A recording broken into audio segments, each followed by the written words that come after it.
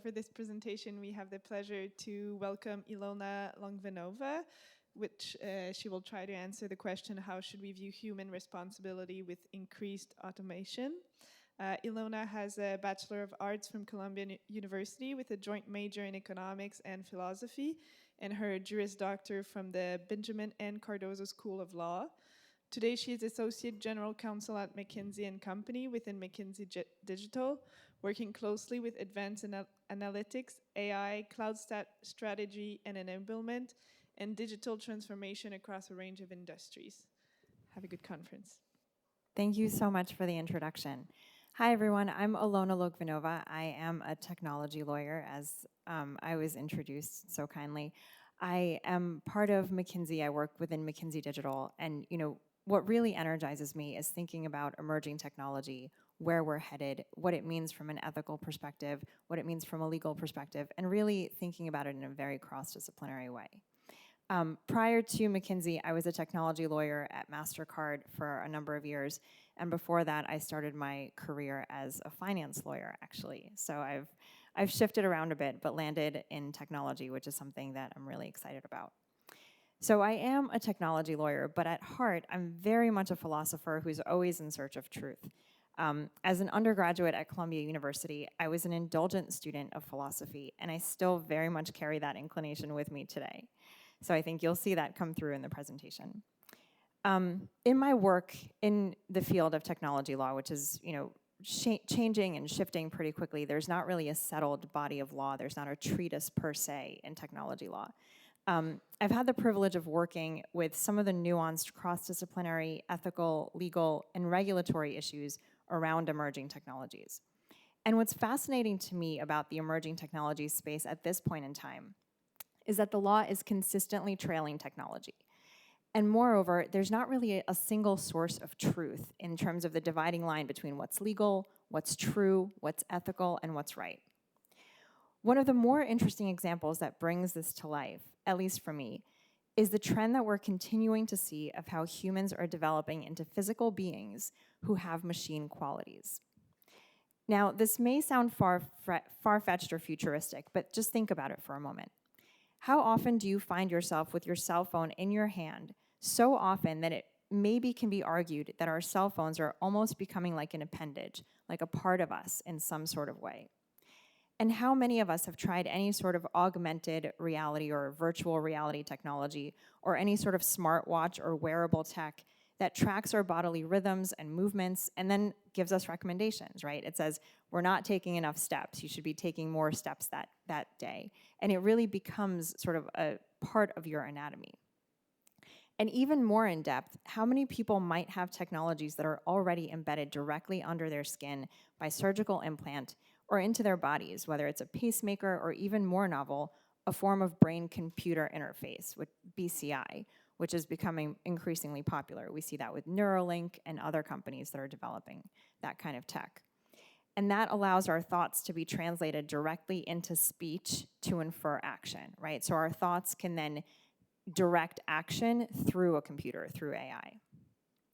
And if we think about these technologies holistically and about what they ultimately do, can we really recognize a dividing line between the sense of conscious personhood that belongs to us, that we're ultimately responsible for, and separate it from the consistently advancing force of technology that aims and purports to augment our experience, our potential, our capabilities, and ultimately our humanity? There's a term, interestingly, that's been ascribed to the increasing blend of humanity with machine qualities, and that's the word cyborg. It's a combination of cybernetics and organism, and it describes an emerging hybrid operating of machines and of humanity combined. The term was coined in 1960, and it was meant to refer to the conception of an enhanced human being. Essentially, this term aims to explain the sort of existential duality that we're all living in today by acting in such close concert with machines in our everyday life. And as the tech-enabled augmentation of daily life normalizes, society seems to become increasingly more comfortable with tech not only being a part of our lives, but being a part of us as individuals and as humans in a deeply integral way.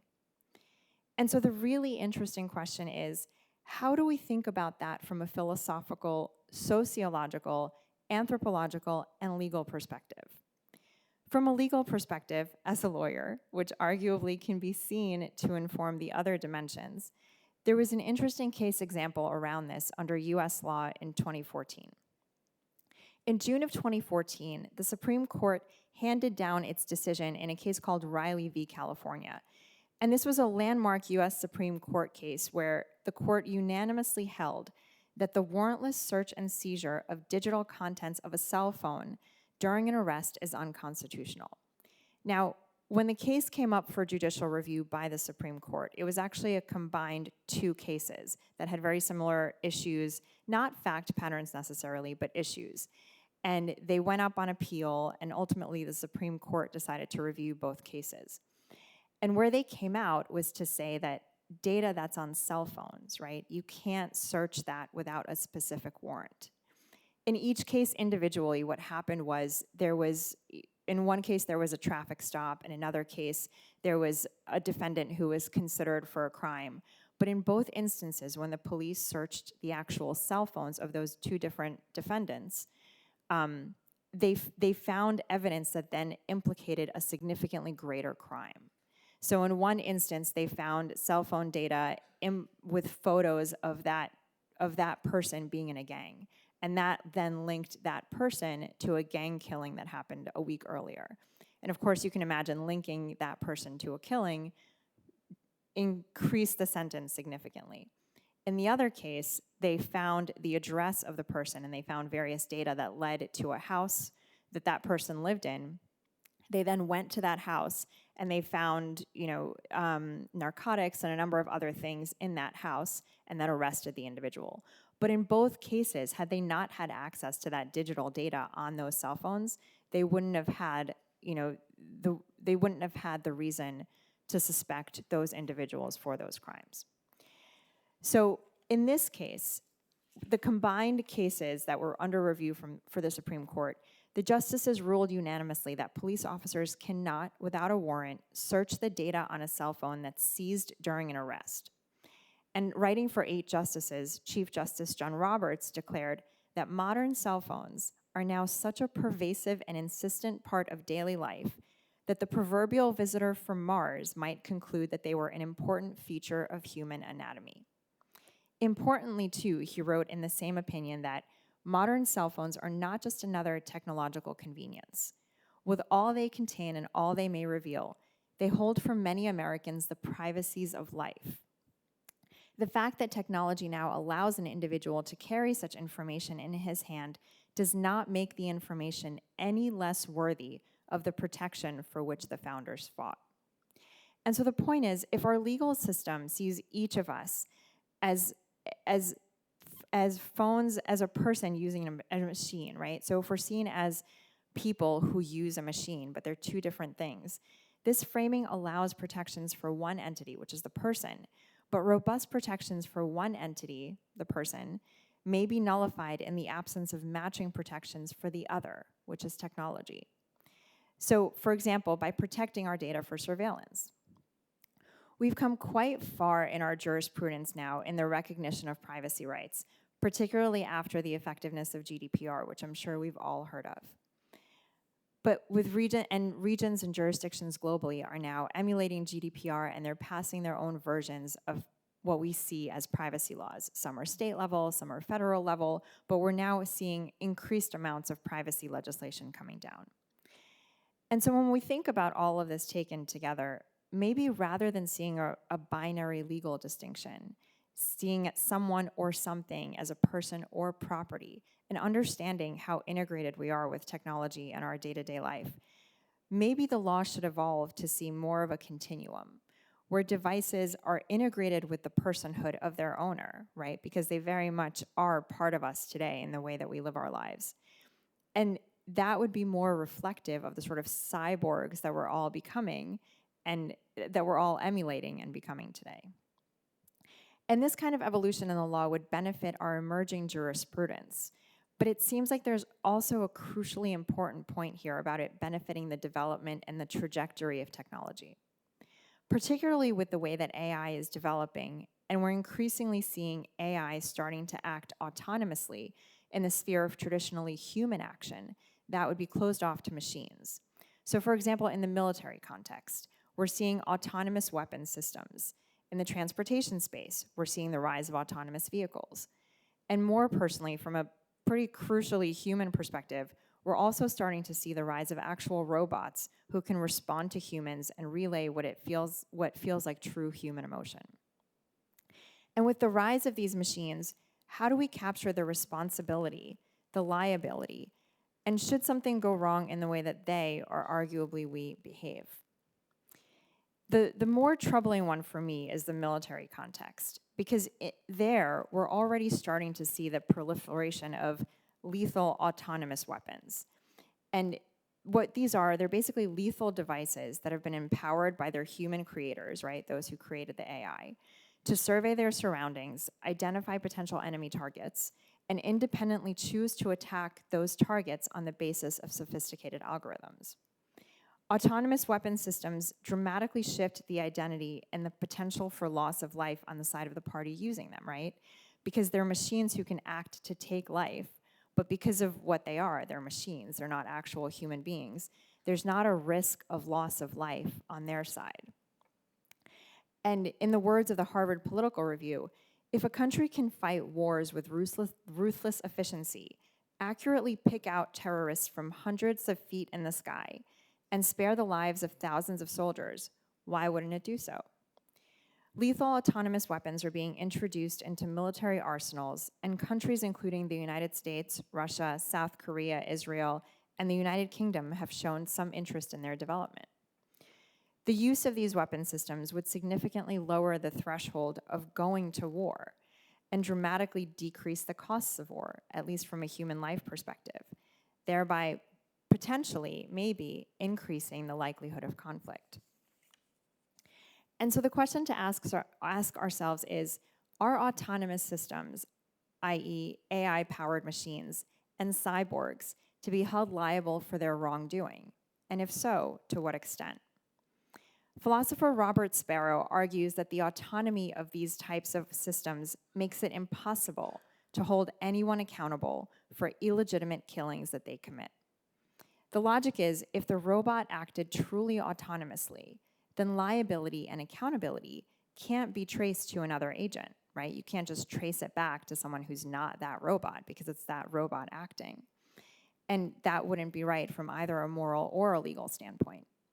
And then we might end up in a world where unjust taking of life isn't punishable, and we're facing a sort of liability debt in society where something happens that's clearly wrong, right? It's morally, unobjectionably wrong, but it's not clear who should take responsibility for it.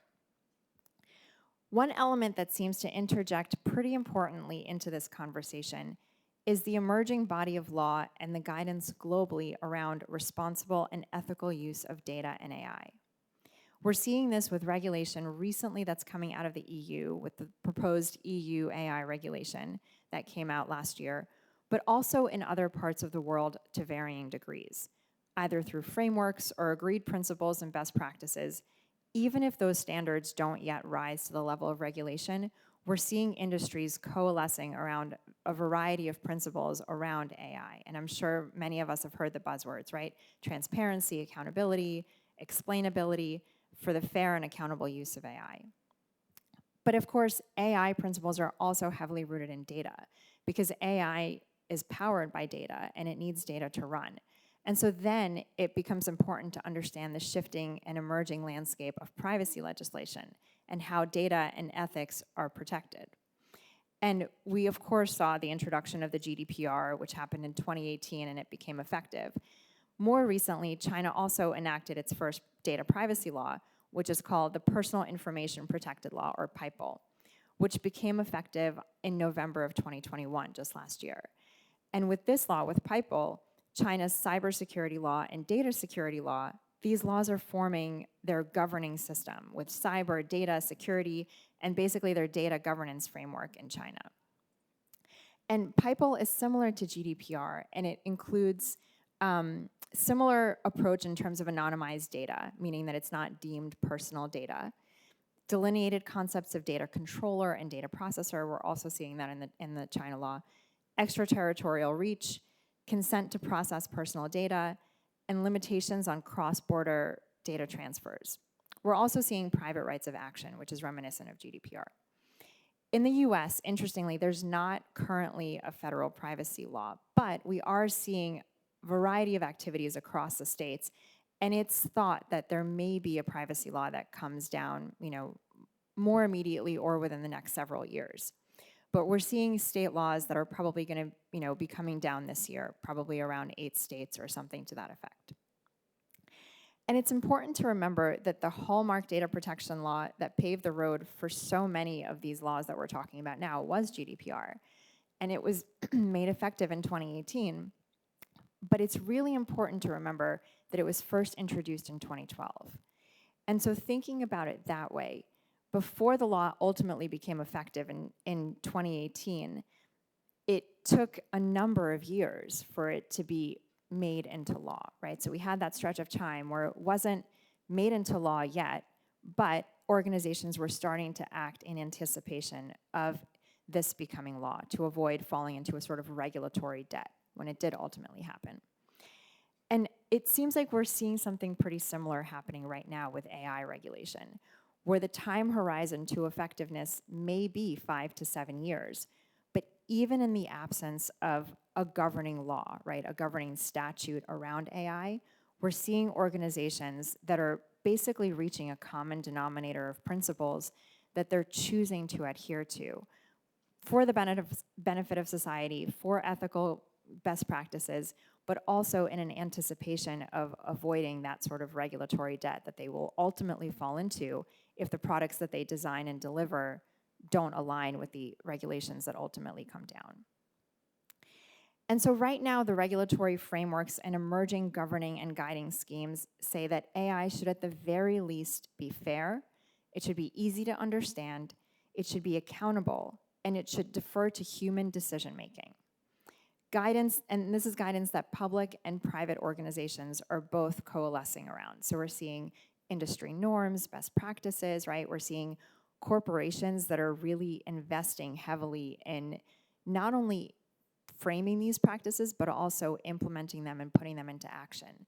We're seeing ethics boards, right? Cross-disciplinary panels of colleagues within organizations and externally to organizations that are coming together and trying to determine whether the AI that they're creating is fair and ethical and accountable and explainable. And it's interesting too, in the AI and machine learning space, one potential legal and risk mitigation tool is the avoidance of closed loop systems. And that means that a closed loop system is a system that acts on its own, right? So it can make a decision and it can implement that decision. An open loop system is when you have human oversight that oversees that AI that ultimately takes action. And basically, advanced analytics with decisional output that are programmed to act directly without any human oversight, that's what a closed loop system is. And we're not seeing too much of that today, but in the autonomous space, that's where this really shines. That's where that concept really has some teeth. The guardrails around closed loop tech builds aim to ensure the safety and security of those using the technology, right? And they work to put the human in the driver's seat. And the idea is if you, human being, have the decision-making rights over whatever the AI is doing, we're in much better hands. And that's basically done, by saying that mitigates the liability argument. Because if there is ultimately someone in the driver's seat who has human oversight, then we can trace back the liability and we don't fall into that gap that we were talking about earlier in the presentation. But the question is that enough? And when we think about personal responsibility, and increasingly in the world that we ourselves are racing to build, how do we reconcile the growing jurisprudence around cyborg law and a continuum of protection for the machine qualities that we as humans are increasingly have, and the liability for pure machine behavior by autonomous AI? Who has the responsibility for bad actions or inadvertent programmatic errors when something should go wrong? Is it the developer? Is it the person in charge of pulling the data sets? Is it a group of people entirely? Or do we step back and maybe we consider that maybe autonomous systems might exist entirely outside of our existing jurisprudence? A pretty scary thought for someone like me. Asking the question another way, how do we set ourselves up to live in a world without liability and responsibility debt? From a philosophical perspective and from an ethical foundation, it doesn't follow that autonomous systems can be entirely lawless, because they take action, and where an action has consequences, it ought to be that those actions are met with an appropriate response. Deeper still, there's a societal perspective, right, of asking how we as a society ought to shape the future that we're living in and continue to build. With the understanding that autonomous systems will increasingly form a part of our lives, how can we meaningfully capture their responsibility and liability? And by extension, how can we carry that same understanding of responsibility over to ourselves in this moment in time, as the cyborgs we are, making sure that the law gives us adequate protection for both our human and machine qualities, but also sets an appropriate framing for assigning liability? Thank you. So thank you very much for this talk. I think it's very on the nose of everything that this Congress is putting to light, in which technology is going very, very fast, but maybe like we're talking about the social that's not really following at the same pace, but now also maybe the laws that you didn't say that they were behind, so I guess that's good, but maybe like we should consider another way of viewing our laws. So we talked at the beginning that we were searching for the truth, but maybe there is no single truth to see what's right and ethical about AI. And technology is becoming more and more parts of us, the humans. So from the cell phone that is an extent of us and also our privacy, to some technologies that are being implemented directly in our bodies.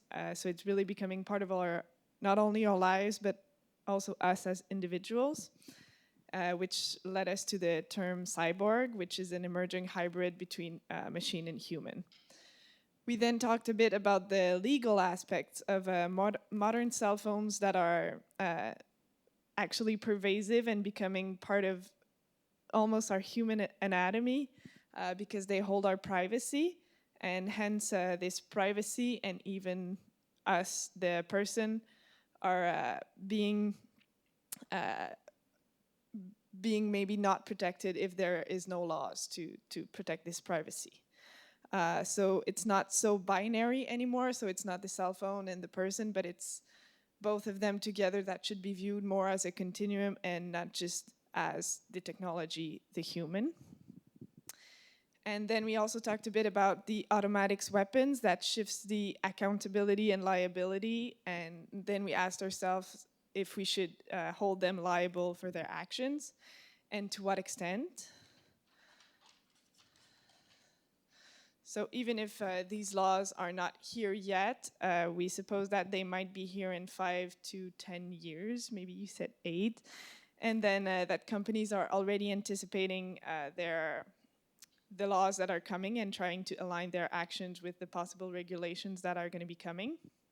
So they need to, the laws that they're setting themselves to do is fair, easy to understand, accountable, and differ to human decisions making. And that last point is quite important because we talked about the avoidance of a closed system, so a system that would have no human oversight. And then if there is no human to make the decision to be in the driver's seat, there's a gap in liability and responsibility. So who's responsible? We don't really know if it would be the developer, the people who put the data in the machine. And what we learned is that there is no really jurisprudence yet, and autonomous system cannot be lawless because they do take actions. So we concluded to say that we shouldn't have a closed system, right? There should always be a human responsible for everything. So I'm gonna end this talk with just before we applaud our conferencer, speaker one last time. I want to tell you that there's a performance outside on the left of the campus, and the performance is by an artist. I think he's like a painter. He's called Lapin, and it will speak of brainstorming with an AI.